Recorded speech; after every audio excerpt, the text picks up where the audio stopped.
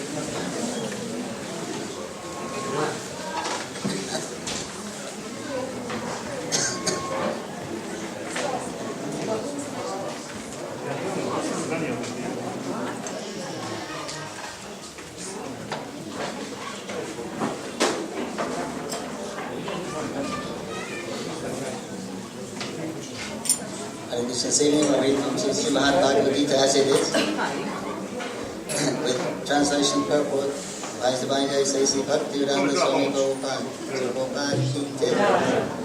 Reading from chapter 7, entitled Knowledge of the Absolute, text number 5. Om Namo Bhagavate Vasudevaya. Om Namo Bhagavate Vasudevaya. Om Namo Bhagavate Vasudevaya. Om Namo Bhagavate Vasudevaya. Om Namo Bhagavate Vasudevaya.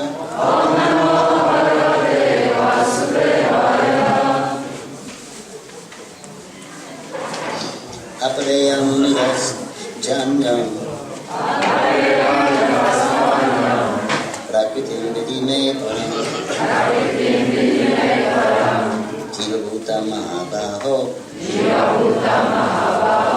Yayidam haryate jagat. Apareyamitas ranyam. Prakritim vidime param. Jiva Mahabaho. Yayidam haryate jagat.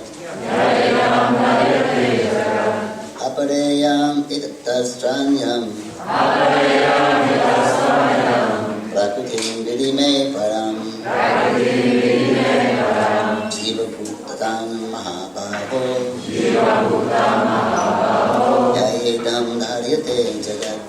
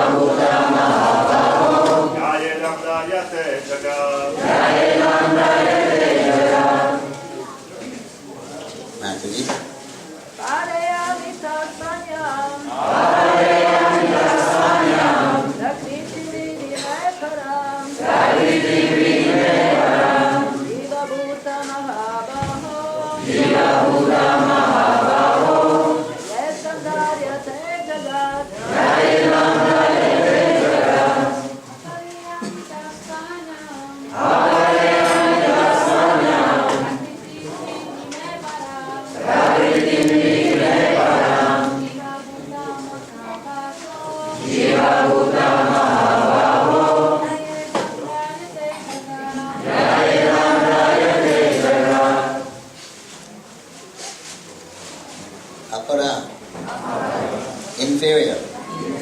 Iyam. This. Itaha. Besides this. Two. But. Anyam. Another. Prakritim. Energy. Vidhi. Just try to understand me. Just try to understand. Me. Mine. Param. Superior. Jiva Bhutam. Comprising the living entities. Mahabaho. Almighty Armed One. Yaya. By whom? Idam. This. Dharyate. Is utilized or exploited. Jagat. The material world. Translation. Besides these, Almighty Armed Arjuna, there is another superior energy of mind which comprises the living entities who are exploiting the resources of this material inferior nature. Please repeat. Besides these, Almighty Armed Arjuna, there is another superior energy of mind which comprises the living entities who are exploiting the resources of this material inferior nature. Here it is clearly mentioned that the living entities belong to the superior nature or energy of the Supreme Lord. The inferior energy is matter manifested in different elements, namely earth, water, fire, air, ether, mind, intelligence, and false ego. Both forms of material nature, namely gross, earth, etc., and subtle, mind, etc., are products of the inferior energy. The living entities who are exploiting these inferior energies for different purposes are the superior energy of the Supreme Lord. And it is due to this energy that the entire material world functions. The cosmic manifestation has no power to act unless it is moved by the superior energy, the living entity. Energies are always controlled by the energetic, and therefore the living entities are always controlled by the Lord. They have no independent existence. They are never equally powerful as unintelligent men think. The distinction between the living entities and the Lord is described in the Srimad Bhagavatam 10:87-30 as follows. Aparimitra tanuprigo yadi sarvakatas tarina sasyati niyamodruva nettartha ajani chayam mayam tad avimucha niyamshi bhavet samhanam jantam yat amatam mata disthaya. O Supreme Eternal, the embodied living entity, if the embodied living entities were eternal and all-pervading like you, then they would not be under your control. But if the living entities are accepted as minute energies of your Lordship, then they are at once subject to your supreme control. Therefore, real liberation entails surrendering by the living entities to your control, and that surrender will make them happy. In that constitutional position only can they be controllers. Therefore, men with limited knowledge who advocate the monistic theory that God and the living entities are equal in all respects is actually guided by a faulty and polluted opinion. The Supreme Lord Krishna is the only controller, and all living entities are controlled by Him.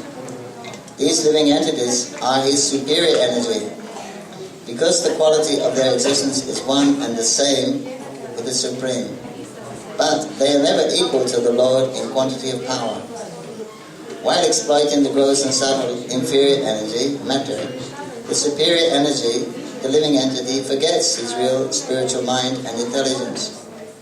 This forgetfulness is due to the influence of matter upon the living entity. But when the living entity becomes free from the influence of illusory energy, he attains a stage called mukti or liberation.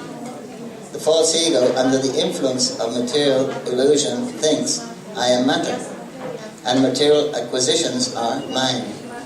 His actual position is realized when he is liberated from all material ideas, including the conception of his becoming one in all respects with God. Therefore, one may conclude that the Gita confirms the living entity to be only one of the multi-energies of Krishna. And when this energy is freed from material contamination, it becomes fully Krishna conscious or liberated. And the purport. Omagyanam Timanam Dasya Gyanan Karan Sarakaya Chakshurunitam Tasmai Sri Gurave Namaha Nama Om Vishnu Padaya Krishna Pristaya Bhuttade Srimati Bhakti Vedanta Swami Iti Namani Namaste Saraswati Devi Gaudavani Prasharine Ne Vishesha Shandavani Tasya. Translation again. Besides these, O mighty armed Arjuna, there is another superior energy of mind which comprises the living entities who are exploiting the resources of this inferior nature. This shloka is following the famous shloka, Bhumir Apo Nano Vayu, Earth, Water, Fire and Air, the mind, intelligence and false ego. All these together constitute my separating material energies. Krishna here is telling us this amazing knowledge of who we are, what is our actual position, what is material energy, who we are, how and what is superior to us. The Bhagavad Gita will give all this information. And one should have an understanding of our situation, how we're conditioned by this material energy, illusioned by this material energy, and how it's working, and our actual real constitutional position as the eternal servants of Krishna, and the process in which how to become free from the material influence, ignorance, or purified, and attain our constitutional position as eternal servants of Krishna. Krishna is stressing bhakti as the best means to do this, because it's a direct process. So all this knowledge is there by Krishna's explaining everything very clearly for our understanding.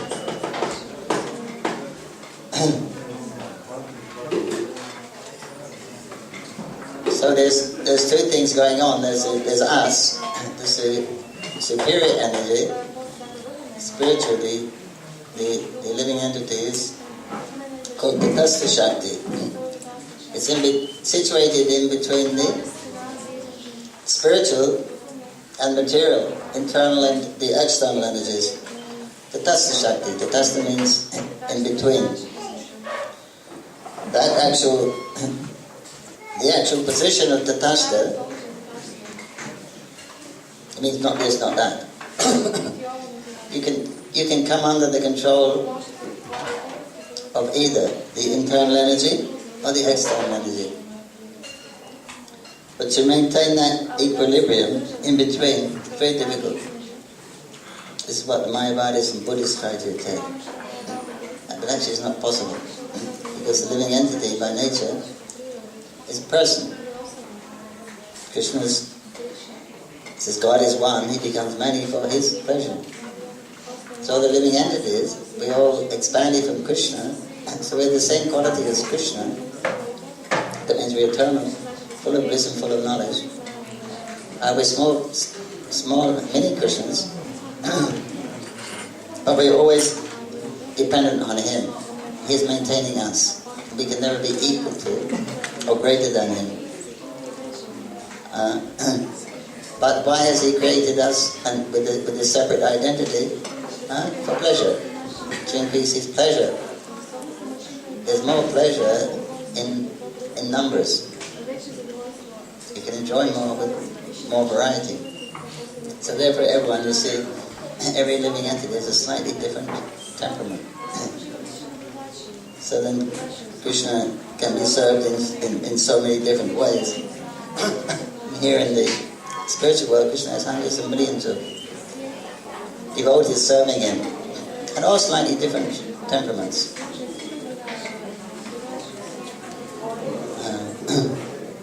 To match, just like Krishna has hundreds and thousands of his gopi girlfriends.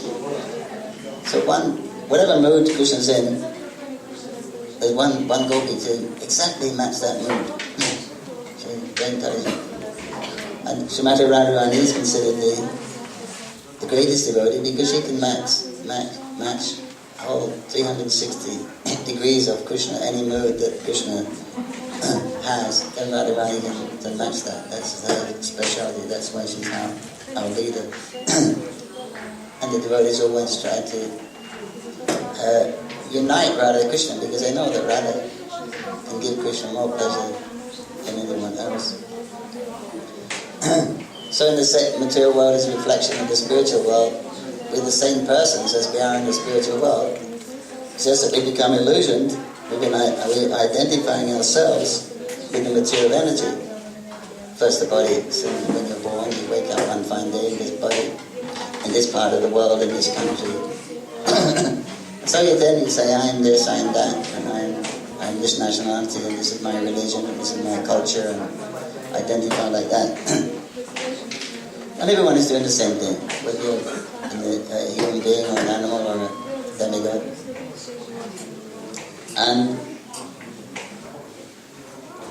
But when we enter into the material world, we get covered with Krishna covers us with the avidya, coating of avidya, forgetfulness.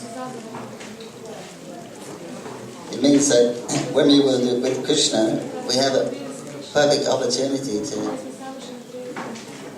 serve him to his complete satisfaction. However, because of that independence, we also may desire something a little different. we may desire to serve him in a slightly different way. But Krishna, the Supreme Personality of Godhead, that's Krishna in Dham. If one desires a slightly different relationship than what Krishna likes at home, in the pastoral grounds with his friends and the cows and associates, if someone desires a different relationship, then so Krishna expands. And Vrindavan expands, Mathura. If one desires something different, then Dwarka is expanded from Mathura. If one desires something different, then Ayodhya. And then from Ayodhya, the Vaikuntha planets. And that's it. That's the bottom line in the spiritual world.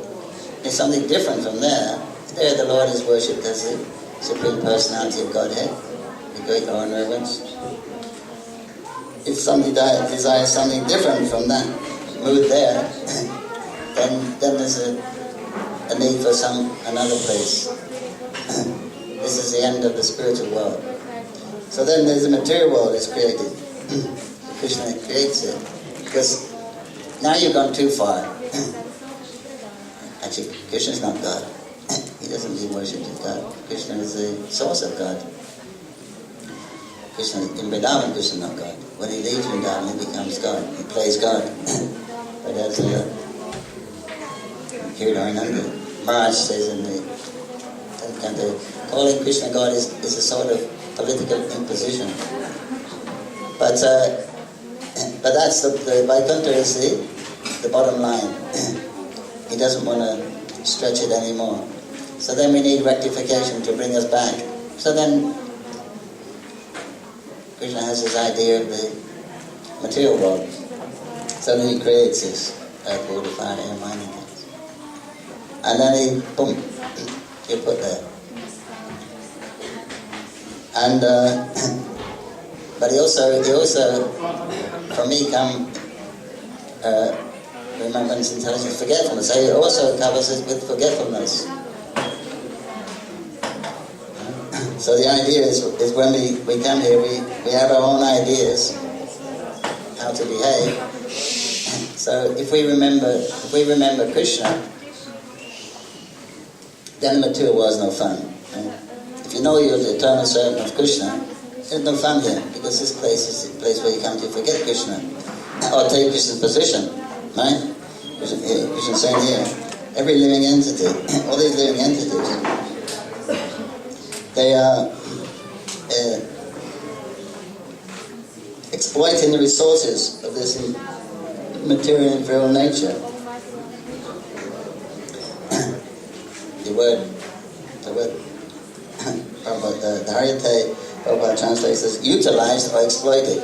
So we try to utilize everything for our betterment, or exploit in other words, because we say utilized, but actually it's exploited, because actually it's Krishna's energy. It's somebody else's property that we're using. But since we've forgotten Krishna, there's no like supreme controller. Then that means that post is vacant. So why not let me take it? No one else has got it. So this is the idea here. But the joke is, of course the joke's on us, there's only one position and everyone wants it. Everyone wants to be on top. You see it everywhere, right? In sports, and films, and entertainment, and politics. Everyone wants to be on top, right? They want to be the champion, the number one. Yes. Exactly. When you're number one, what happens? Everyone's looking at you. When you're in number one, then you get the attention of everyone. So that's almost like being God. Everyone's recognizing you as different from everybody else. But that feels very nice. If you can be worshipped in this world, that's the greatest thing. If you can be worshipped, you can give up sex desire, which is the basic principle which keeps this world moving. But anyway, Krishna says he said, where this energy is, it's maintained. He says, so Prabhupada said, the living entities, we're actually maintaining the material universe. Krishna has no need of a material universe. What does he want a material universe for? So how is it kept moving is because of us. Because of our interaction with it, we want to fulfill our desires, which Krishna didn't think was a very good idea. But anyway, he lets us go, keep us out of trouble here. It's like when the child is naughty. What do you have? What we call a playpen, little fence.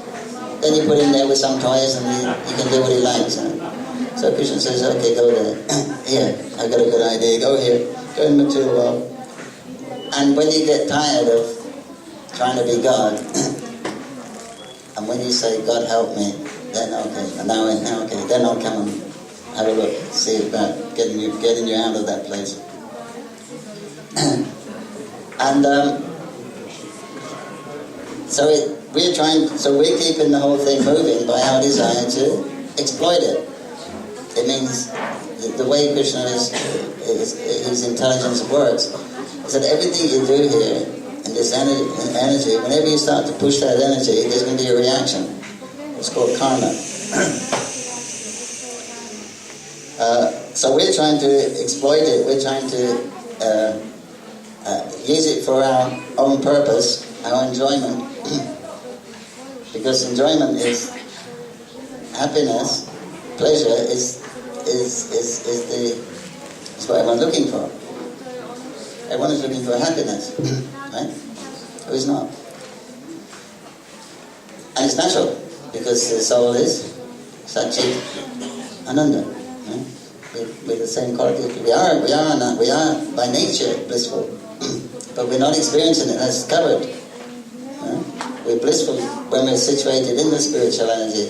We're contacting with that blissful energy. But now we're contacting with dull, dead energy. It's attractive because Krishna's appeared in it. It's actually, for all intents and purposes, it's just dead. But we're trying to interact with this dead energy. This is called Maya. We're trying to get some pleasure from it. The energy, we're also Krishna's energy. Although with the superior energy, in one sense, it says often that the jiva is the purusha within the body. But actually, from Krishna's point of view, we're both prakriti.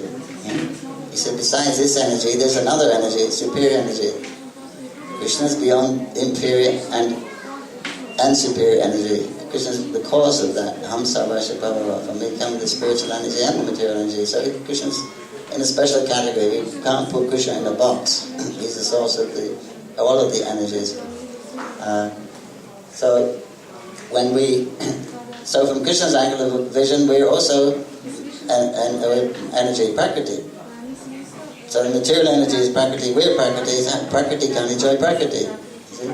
It's illusion. Well, we're thinking we're purusha. We get this purusha bhava. We're trying to take Krishna's position. We think that everything, let me adjust the situation so I can enjoy the situation. So we're trying to control this material energy, which we're actually controlled by. The prakriti can't enjoy prakriti. Prakriti is enjoyed by the purusha. This is Shiva and Parvati. They enjoy in this material world. No one else. They enjoy it because they're the personification of the Maya Devi is the personification, and she's Shiva Shakti. So they actually enjoy it, but no one else can enjoy it. But we're thinking, and there's an experience that there is enjoyment. Right? We actually experience the pleasure. Little pleasure there, but actually that pleasure is more of a relief. It's either relief from something or just the adrenal, the hormones start going wild, and we think, wow, that's enjoyment, something different.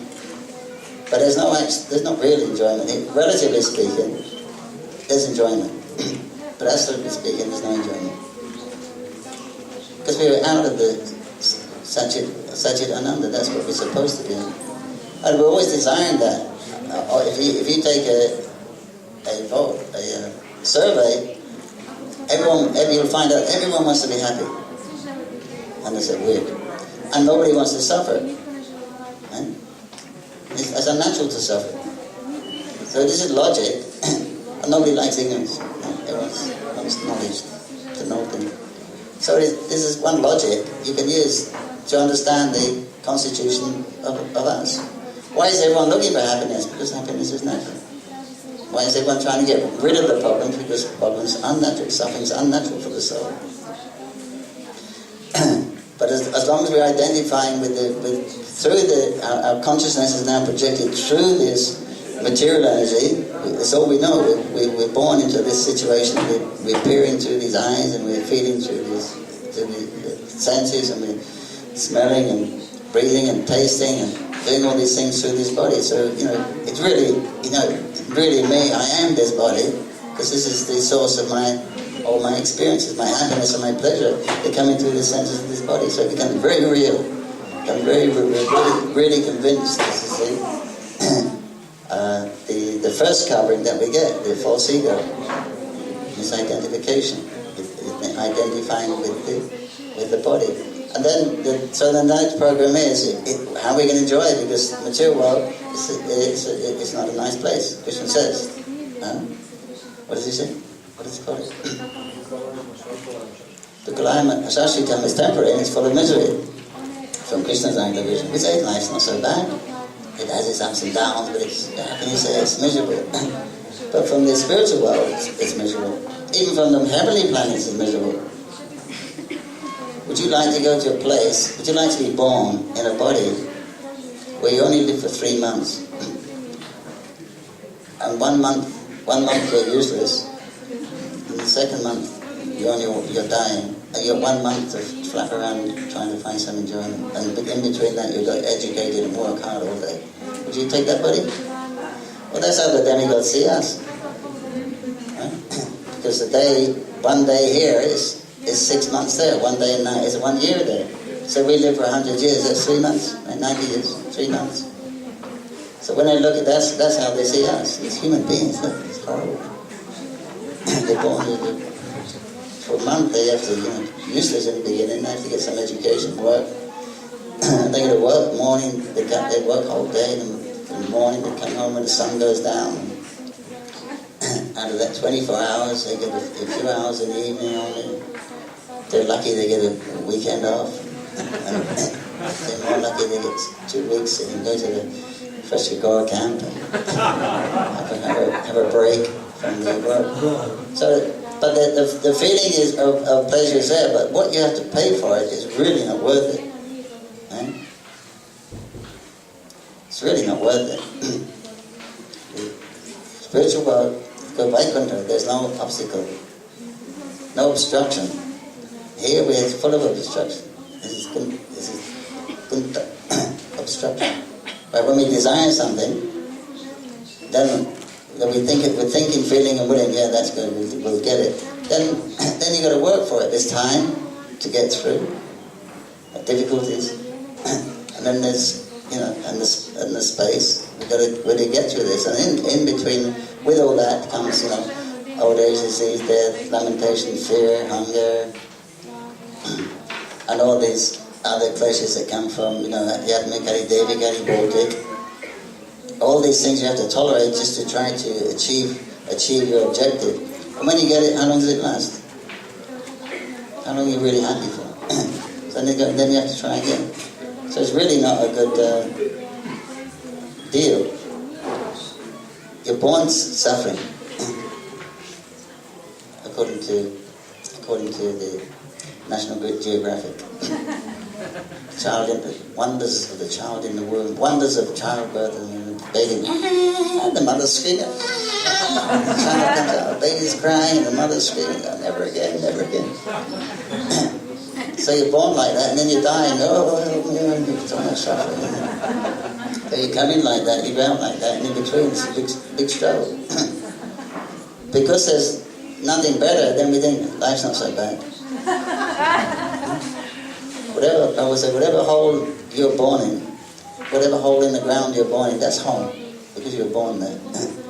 And you don't want to change it, whatever situation. I said, if you take a worm from stool, it'll crawl right back, because that's his home. And he wouldn't want to be a human being. And we probably wouldn't want to be anyone else.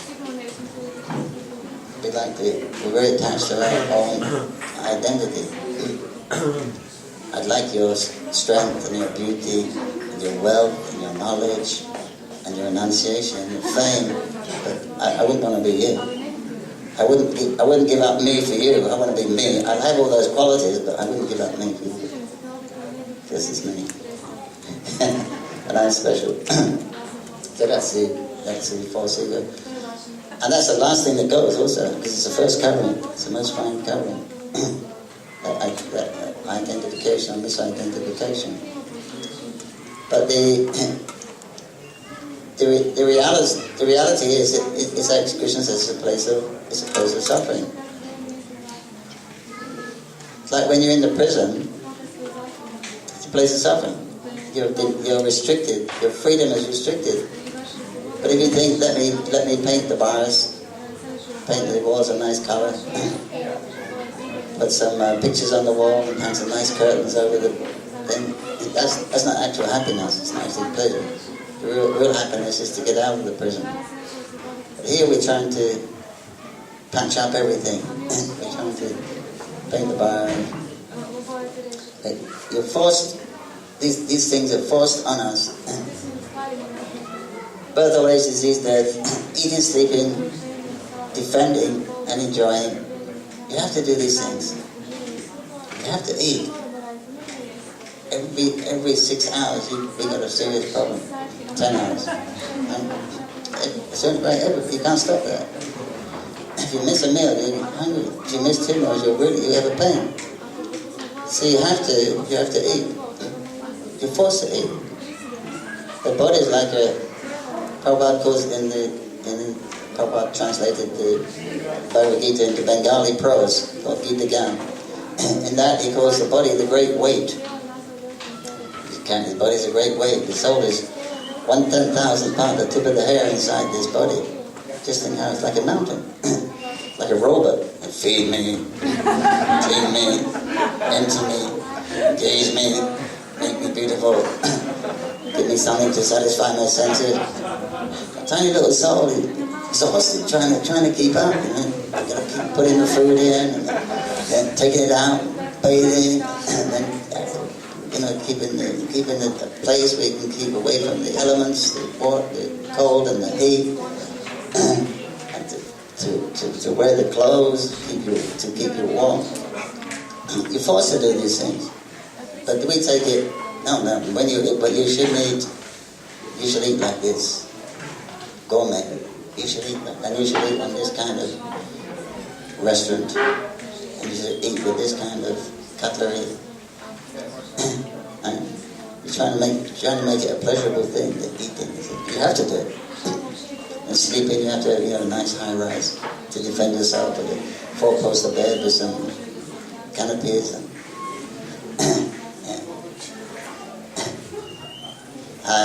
and defending all these things you have for defense. You've got to have a fan and an air conditioner, a mosquito repellent, whatever else we have to. When you go on holiday, you're going to enjoy it, right?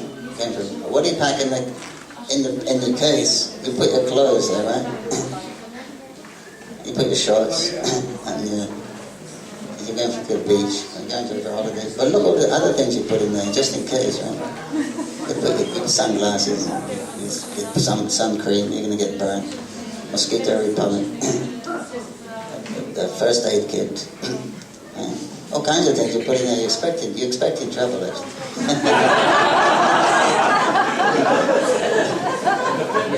It's expected. Because we're intelligent, we do that. Because we're intelligent, we're cooking dinner now. So we'll stay one step ahead of Maya. We'll eat just before the hunger. We'll sleep just before we're forced to sleep. And we'll have something for breakfast in the morning already. That's intelligent. But all it is just one step ahead of mine, and that's success. Then you're a successful person. But you see how we're being pushed here. Very difficult to do all these things. Because there's no alternative. My mother, father did, their mother, father did, everyone's doing it. What's the problem? So we're trying to the prisoner has a big ball, a metal ball, and a chain. Right? You can paint that ball a nice color. Oh, you can have a iron chain, or a silver chain, or a golden chain. I got a golden chain on my ball. Special, first class prisoner, not third class. So that is we start to see everything in relative, which is better than another. It's all suffering, but one is a little less than another. So we think that's actually success in life. So Prabhupada says there's two classes of people here. One is trying to make the suffering into enjoyment, and the other is trying to put an end to the suffering. In other words, the karmis, they're trying to... You're suffering here, but they want to enjoy it. They want to enjoy it now, and they want to enjoy in the future. So therefore they become religious. Then you get the promise of heaven. And also in this life you get satisfaction. You'll be known as, you get respect, you're known as a pious person. So that's nice, you get adoration. Your life becomes more and more the goodness. There's restriction. Religion means restriction of sense gratification. Material religion, that means restricted sense gratification. But you're willing to do it because you're intelligent. So therefore you become religious. There's different levels of consciousness from anamaya, rice, grains. That's food. That's animal, not very civilized, not very comfortable life. Whoever's the strongest gets first. Push everyone else out of the way. Then pranamaya, cooperation. If we cooperate together, we can live easier. And then Jnanamoy, from that cooperating together, forming a society, then your living becomes a little easier. Then you can think of other things, higher things like arts, religion, philosophy, and Vigyan, then realization of that knowledge. Then Anandamoy, that's perfection. There's another one there somewhere. But that's, society today is more or less just on the second platform of pranamoy, cooperation. You go to any of these religious gatherings, interfaith religions, only they talk about how can we cooperate together. We should invite you to your church and from our mosque and you can come and we can eat together and things like that. That's all it is. It's all pranamoy stuff. It's cooperation together. It's very basic. They don't speak about God. Religious meetings generally, they don't speak about God. These interfaith religions. There is God. They don't know who God is practically. So that's a problem with this material world. Either we're trying to turn the suffering into enjoyment, or we try and become free from it. The Gyan is going to become liberated. The Prabhupada mentioned that both of these things, they're both illusory, in as much as the subject is Maya. How to enjoy Maya, the karmas, how to enjoy the material energy, or how to control the material energy, as the Gyan is, how to become free from it, how to become controlled. But the subject is Maya, you see. So it doesn't really work. The two sides of the same coin. One is attached and one is trying to become detached. One is trying to become attached to enjoy it. One is trying to become detached. But it's Maya. So where is Krishna? We're the eternal service of Krishna. So those programs are not very good. That's why it says that to become a pure devotee, it must be free from these two traits of karma and gyan. Or trying to enjoy the material energy, or trying to become liberated from it. So the devotee, pure devotees, they don't, Prabhupada says, you don't try to enjoy this body, you don't try to get out of it. Then you're peaceful. Peaceful. What else is there? So if you can do that, you're actually peaceful. If you can give up those two endeavors. But then you can't, that's the position, when there's nothing there. But you can't stay in that position, because we're people. With personality, the soul is a person. So there must be activity, there must be desire. Must be from a person. No desire, no life. So then so you can't actually remain in that tatastha position. You've got to come under the shelter of the inferior or superior energy. Even if you get your so-called liberation, or what says the Mayavadis, or the Brahmavadis, they may get that state. They may because they're following the scripture, right? The Vedic. They're following the scripture, and they get that state of mukti. But it's not actually eternal. But you're there long time.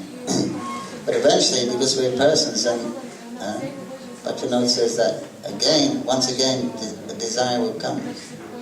But there's nothing. You can't execute any desire in the Brahman. There's nothing there.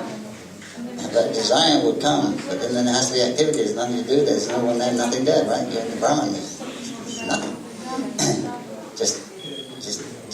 just existence.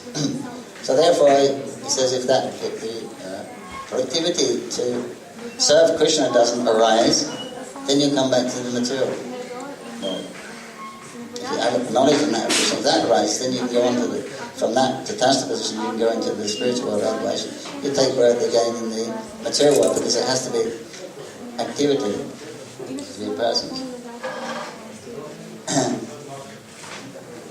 So just see how intelligent Krishna is. And he's looking back, smiling, seeing that of course Chaitanya is crying. Krishna comes into the material world in his original spiritual environment, comes right into the material world with his Dham and his associates, and carries on practicing as normal. His pastimes here is exactly like they are in the spiritual world, almost. So you can actually glimpse what's going on in the spiritual world, in this material world. People see that, become attracted, you hear about it, become attracted. If you're lucky around when Lord avatars, then you can actually perceive it directly. But otherwise, we hear about it. We hear these histories, and their histories they're not mythology, it's actually Purana, history. The eyewitnesses and revelations. And then we see that those Krishna also sends his devotees down to wake us up, to shake us up. Hey, what's going on? You know what's going on in here? You know, it's not exactly what you think it is. This material world. Otherwise, there'd be no hope for us. We'd never understand what's going on. Right? We'd never understand what we are. What is this material world? You never understand. How can you? Not possible. You can understand you're different from the material world. That's as far as you can get with the mind. By process of neti. I'm not this, I'm not that, I'm not that. So when you've exhausted the whole dictionary, you understand I'm nothing to do with any of this. Then I'm something different. I'm anti-material. That just brings me. Second thing. Then you can understand that you're different from it, and also you can understand there must be some kind of. I'm not the controller. Nothing happens because of me. So there must be some kind of controller. That's as far as you can go with your intellect. That I'm different from this, and there's someone else is superior to it. Who it is, what I am, how it works, that you can never know. You have to be told. So that's Krishna's kindness. He's telling you. So he's created this situation. Here's the rules. You go there, play. When you get tired, come back. Here are the rules. This is who you are. This is what you're supposed to be doing. But now you're here in this material world, and this is what's going on. You're in illusion, and this is the way to get out. You have to act in a godly way. And there's two parties of men here. There's the Asuras and the Devas. If the Asuras and I annihilate them, and the Devas I protect. So what party do you want to be in? You make that choice. That's your independence. So Krishna says, I am equal to everyone. I'm equal to everyone. I kill the demons and protect the devotees. It doesn't sound like equality. But it is equal. That's the rule. What party do you want to be in? That's your choice. That's our individual choice. You can take any. Here's the rule. If you behave like this, it's a reaction. behave like these reactions. You worship the devas, you go there. You worship the pretas, you go there. You worship the Buddhas, you go there. You worship me, you come to me. Krishna's equal. No doubt. Good man. Krishna very fair. Very fair. We'll never understand. We'll never appreciate a nice Krishna. It's so nice. And so he's given us all the information there, but now you got it. We came here by our independence desire. You go back by your independent desire, Krishna says. I've given you the independence. I've given you all the knowledges. All the faculties are there. The devotees are there to help you and guide you. Take it, then you can come back. Very nice. Your choice. Why we don't do it? What does it say? So when we try to do it, when we say yes, I believe, I have faith. I have faith in Krishna. So it's the beginning of it's the beginning of love, faith. Because love is just faith when it gets very, very, very thick and very strong. That's love. We have faith. So it's the beginning of love, Krishna. But even though we understand everything, still we have that condition is so strong. Because there is a feeling of some peace and some happiness in the material world we've experienced through our senses. We don't want to let that go. Very difficult. That's our experience. Otherwise, why is everyone so, it's so difficult to control the mind? When I chant Hare Krishna, you can't chant for one round, it takes 5 or 10 minutes. You can just chant Hare Krishna, Hare Krishna, Krishna Krishna, Hare Ram, Hare Ram, Hare Krishna, one round, without mind going anywhere, without doing anything. Impossible, isn't it? Almost. Lucky if you do one round. So that means for 5 minutes we can't control our minds. Not an easy thing. And but the problem is the conditioning. So the material condition is like, and it's an addiction. Actually, an addiction. We're really convinced that we're the bodies, we're the controllers, we're the doers, and then we get the results of that. Because that's our practical experience. We have an idea, thinking, feeling, we get a feeling for it, yes, they're willing, we would, and then it all acts. Then we go into the action and we get, if we're lucky, we get what we want, and we enjoy it, we enjoy the result. That's our practical experience. So it seems, no, I am the doer, I am the joy. The Krishna says, no, I'm doing everything. 10,000 pound at the tip of the head, you can't push one atom. Not 1 millimeter. We don't have that potency. That's different energy. It's not us. It's something else. We're projecting our consciousness onto that energy. And we're desiring, and according to our karma, then Krishna within the heart, he sanctions the devatas, he's in their hearts. Let it happen. They arrange. He's in charge of gravity, allows you to move in the machine. So it's all done by, he's got 8,400,000 personal servants. They're controlling all these things. And so they're more empowered than us. So they all do the manipulation here. But the software is so fast, we think that we're doing it. And we're so convinced of that. And then we get that experience. So this is what we don't want to get, we can't give this idea out. We're addicted to that.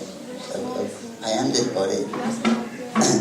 I can do things and I can get good results. So why can't I perfect my life like that? Because he says no living entity is not doing anything. He thinks himself to do it, but actually he's not. All these activities are carried out by the laws of material nature. Living entity is passing through the material atoms, light, sound, color, and meeting with good and evil, according to his previous karmas. That's the material world. Description of life. The living entity, 1/10,000th part of the tip of the hair, he's got this huge atomic body formed around him, and he's perceiving through the senses of that body, and he's coming into contact with good and evil on his way. That means he's meeting the results of his good karma, he's meeting the results of his bad karma, and he's trying to go away from the bad karma and trying to go towards the good reactions. That's all. That's material life. And by the endeavour to get away, or the endeavour to go towards, then there's another reaction. So it's an endless chain of samsara. There's really no hope for how to get out of this fix. But even you have knowledge of what's going on, we have two rules: accept what's favourable for Krishna consciousness and reject what's unfavourable. So even if we know that we have knowledge, you will know everything in a couple of years just by reading books. But even you know it's not favourable, still do.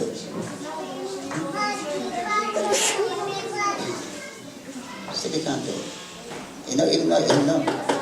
So Krishna, Arjuna asked Krishna, what is it, Krishna? Forcibly carries away a man of determined, he's endeavouring.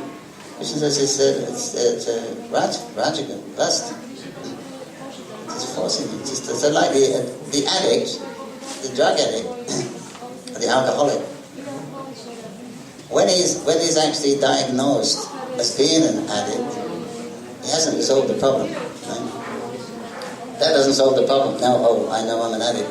Now I've got to get off of it. That's the real thing. I've got to get off of the addiction. But that's the hard part. And generally they have to wean them off very slowly. And they may get him onto something lighter, put him onto coffee instead of something else. So it's like that. It's an addiction. You can't just suddenly, by hearing about it, understanding and telling us, oh yeah, that's wrong, and turn around and go the other way. It doesn't work like that because of the mind. The thinking, feeling, and willing is done in the mind. The feeling is done in the mind. The power is in the mind, you see, not in intelligence. So intelligence may give good direction, but the mind says, hey, there's some enjoyment there, there's some happiness there, there's some peace there. I've experienced it, I felt it, it's real, I know it's there. So Maya hasn't put a gun in our back and saying, go that road. She doesn't do that. Right? Maya didn't put a rope around us and pull us. She's just presenting, here, two faces. The fearful face, how to get away from it. And then the attractive features, come and enjoy. That's all she's doing. We're not for it. We're saying, who's saying yes and no? It's the living entity. So we're making that choice. It's our freedom. Our freedom is actually choice. So we're being, with this knowledge is what to choose and why to choose, and what not to choose and why not to choose it. That's knowledge. Knowledge means how to distinguish spirit from matter. Always remember Krishna, never forget Krishna. Accept what's favourable for Krishna, reject what's unfavourable. But even you have this knowledge, the addiction is still, the conditioning is still there. That's the problem. And we don't want to let it go. That's our problem.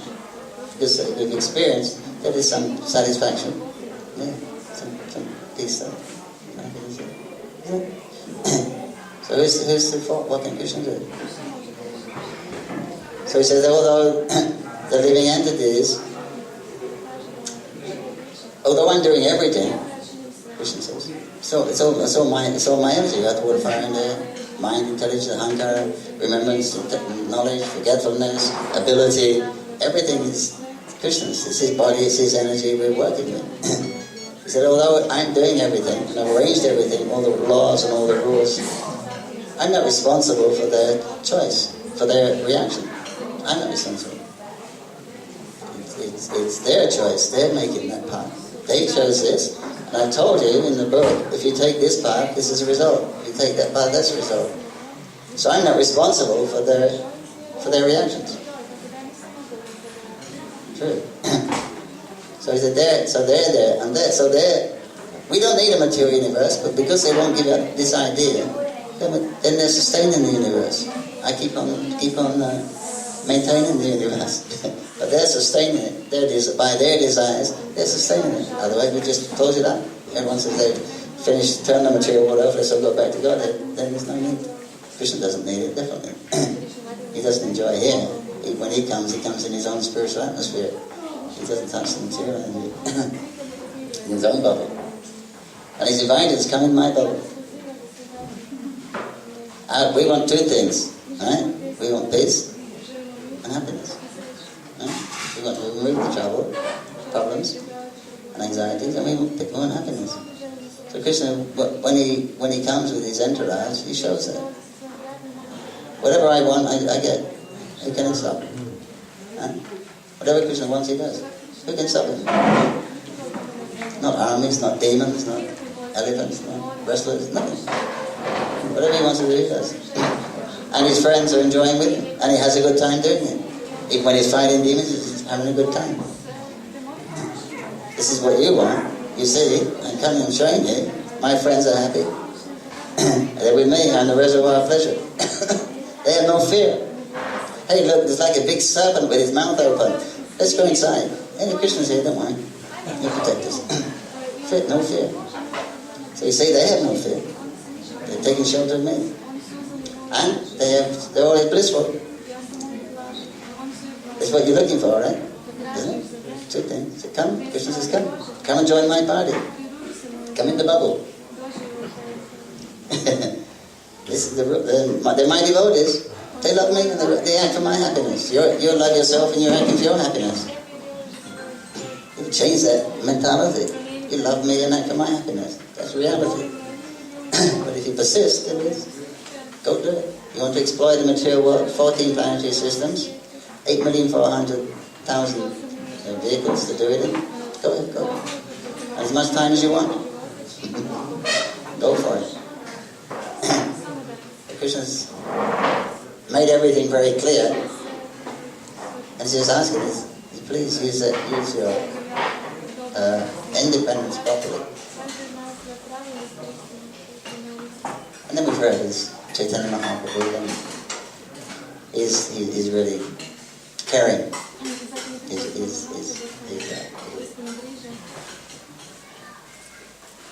heartbroken that we're not coming back and coming to distribute these fruits of love of God and giving freely, a fraction of the price. I'm only asking you for faith.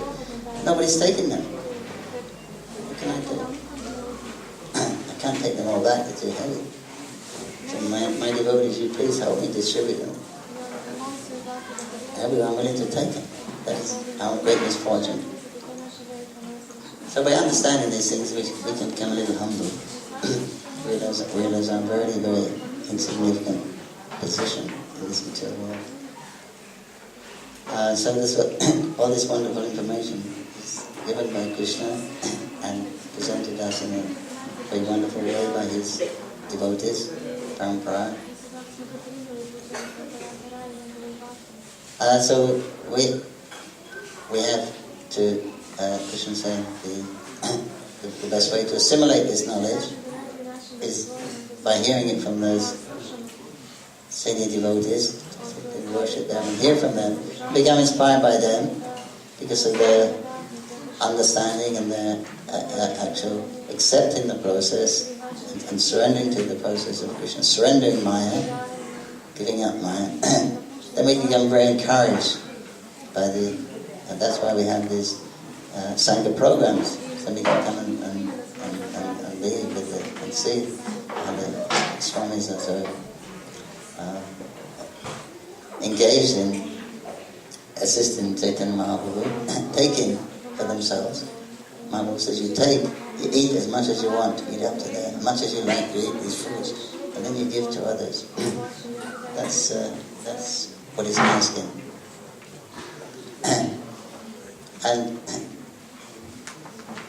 And the process that he has given, as Nityananda says, simply joyful. Dancing, chanting, taking prashadam, hearing Krishna Katha, associating with devotees, and then do something to maintain your livelihood, that's all. But the process is actually very sublime because,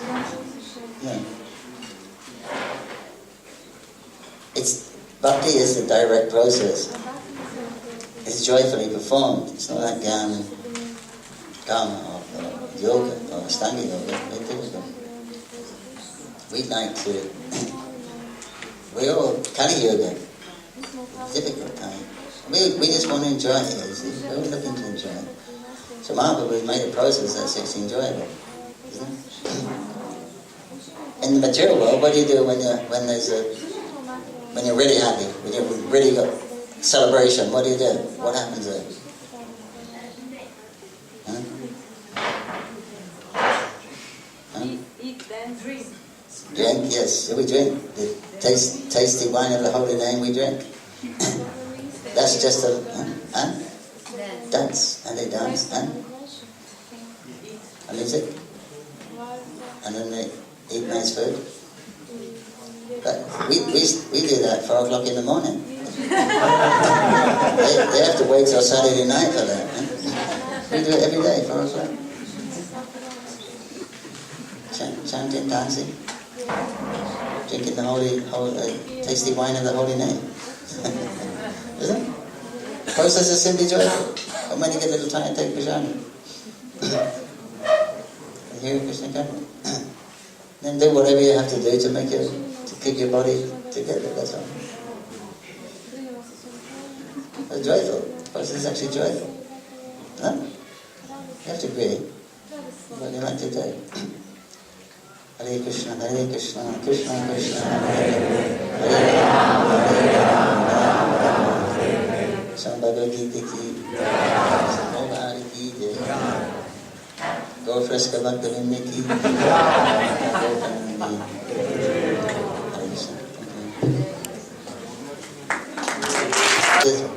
why don't you try it? Take my dhoti, take my flute, take my big up feather. So then Balaram puts on it. And he's skipping down the forest paths, playing the flute. That time Dhanuk, Kamsa sang Dhanuk. He said, go kill Krishna. He said, how do I know Krishna? He said, very easy. He's got a yellow dhoti, a peacock feather and a flute. so then Dhanuk said, Balaram, he rushed up with his back leg. Balaram went flying.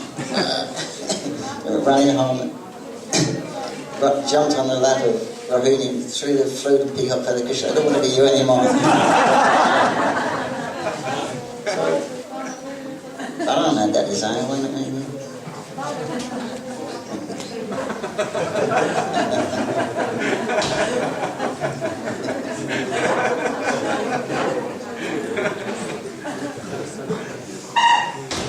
Somehow or other, probably.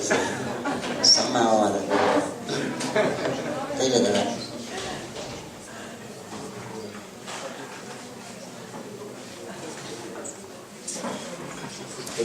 Take one more. Masih.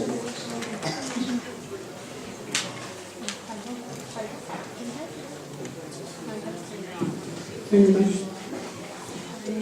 Thank you very much for doing this class. And you said that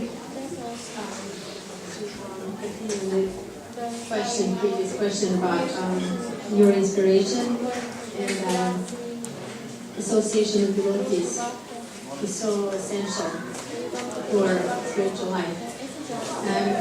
But also we see many devotees, like if we take statistics, many devotees with complete Krishna consciousness, and some devotees kind of stay on the edges and kind of in between. And some of us, because we understood the importance of association with devotees, but somehow we had some unpleasant experiences, and that we tried to then kind of disassociate ourselves because of the unpleasant experiences. Because in the devotional association, we might have had some unpleasant experiences among the devotees community. I wouldn't say devotional association, then it would be by definition if it was unfavorable. But that caused many devotees to become to want to disassociate themselves from the devotional community because of different reasons. We won't go into details now. But it's like catch-22, and for many things as well, that in one way, I was thinking about one thing that often devotees quote that Lord Ramachandra had said that if a devotee even once says I'm yours, my Lord, I'm yours, sincerely, he Krishna will never leave him. And for some reason, even I think most of the devotees who come to Krishna consciousness, especially from the West, because they come there mainly for some spiritual reason, and somehow or other it seems so difficult to see that, and only for some very rare people you would see like an example of smooth devotional path, and the ideal example. So my question is that even though sometimes we may sincerely approach the Lord, and not only once but many times, and still find ourselves being kind of tormented because of our maybe karma that we carry. But even in devotional association, that may kind of take us out of that sincere path. So that's kind of like catch-22, which I find in my experiences and also in many devotees. So how would you address this issue? Do you understand that? There's many things, so I think you understand the main point. Yeah.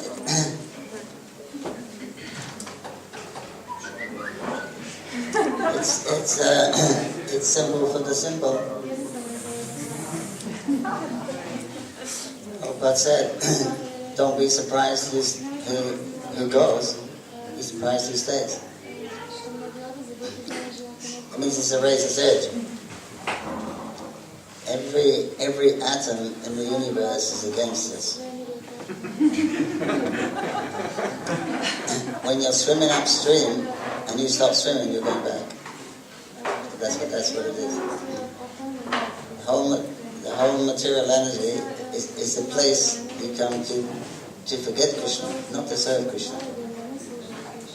Everything, the whole society that we live in, your government, your scientists, your teachers, public, the advertising media, it's all saying you are the body. You have to act right in a certain way, control the environment, and then you can really enjoy and be happy. Everyone's saying that. That's what the teacher needs schools to become successful. Right? The scientists are promising something more. Advertising is all over like that. You're the body and how to enjoy it the best way. Right? Every country in the world. So that's what you're up at. That's what you're against. Everything is against you. You're not allowed to be Krishna conscious in many places. We're not allowed to follow this Aryan culture in many places. But that's what you're up against. But anyway, there's been no loss. Whatever you do, there's no loss. And we see that most of the devoted Prabhupada disciples, they left the movement. They're like a full-on service. Most of them. But you see in the old age, they'll come back. They'll come back to a devotee community. They may not be under any GBC or anything like that. You go to Alachua, 300 disciples there. Hawaii, all the heavenly places there. They go to the beach. But they'll all come in because once you've had the association of devotees and devotional service, you're not going to experience any pleasure outside what you've experienced in devotional. Even if you only got few moments of experiencing Krishna consciousness, which everyone does, even as bhakta. You feel some little bit. You'll never experience. It's something you'll never experience by sense gratification outside. and that association, how they stay outside, I don't know. With karmas, it's such an energy drag, isn't it? To go and deal with karma. Probably had to take some kind of intoxication if you want to survive it without going nuts. But you see, in the end, they all come back. At least they come back to die. They know. Many of them. You see, they make you out. And they come back. everything's against us. That's why they're glorious to the devotees. But whatever you do, it's no loss. It'll be your eternal benefit. So you surprise everyone and be the one who stays.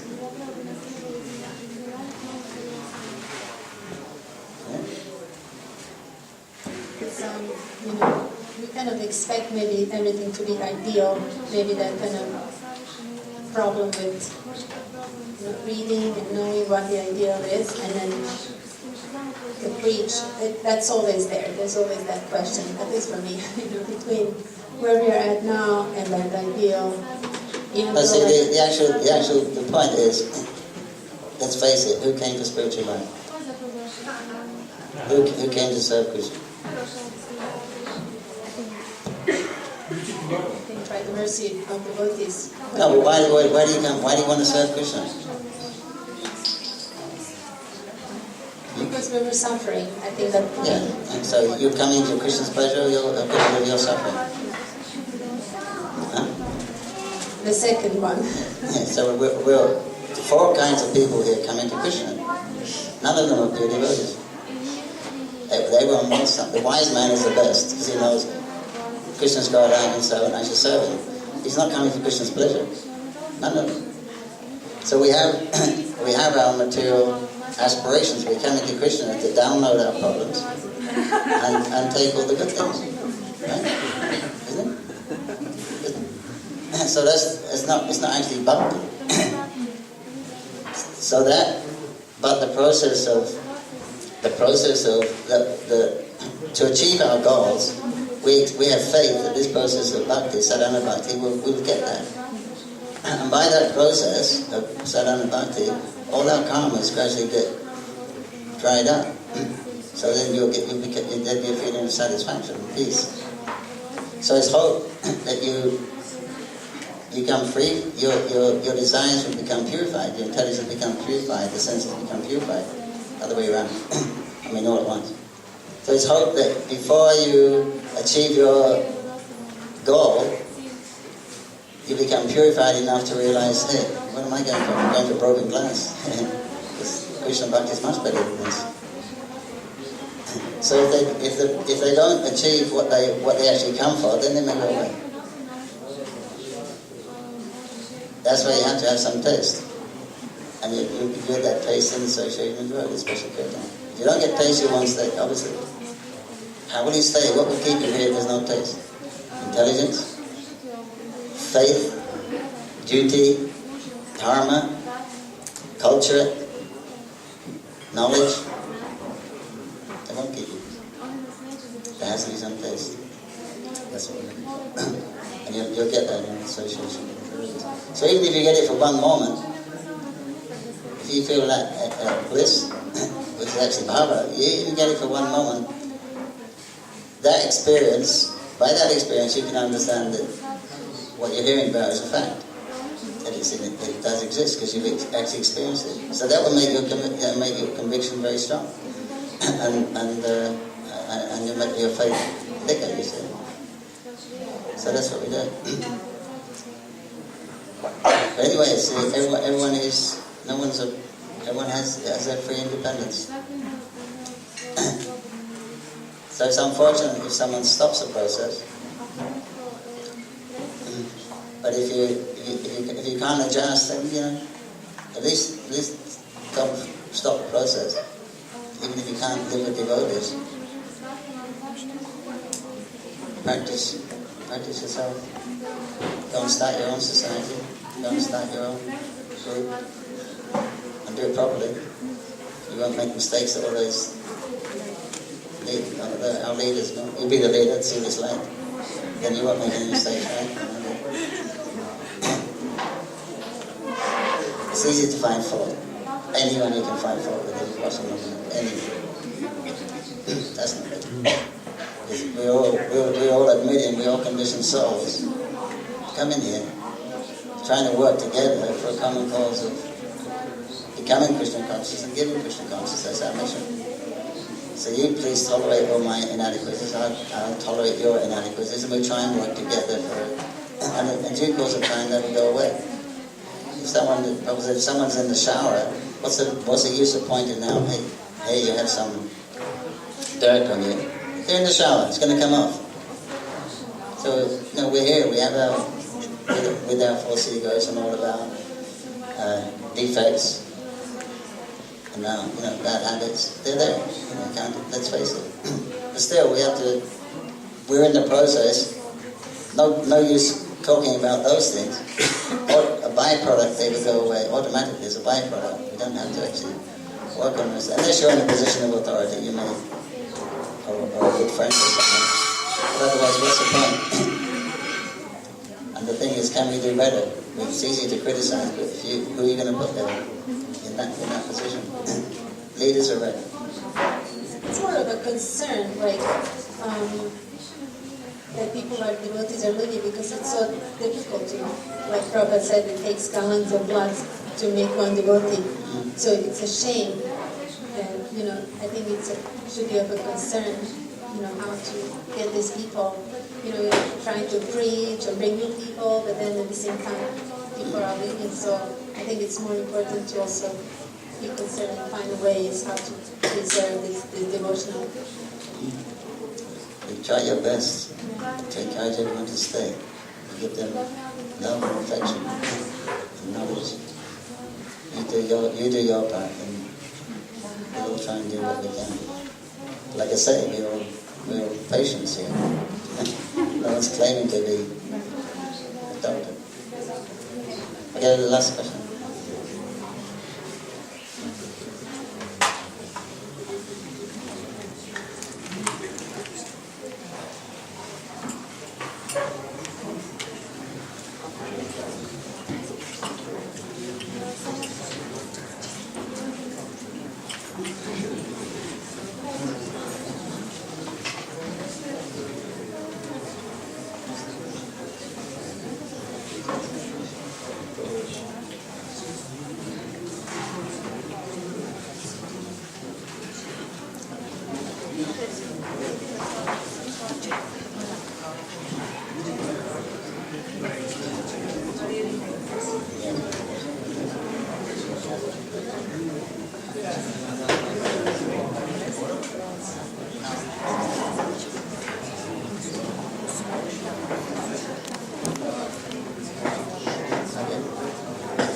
Oh, sorry. Okay. You can ask me afterwards, because we have the news.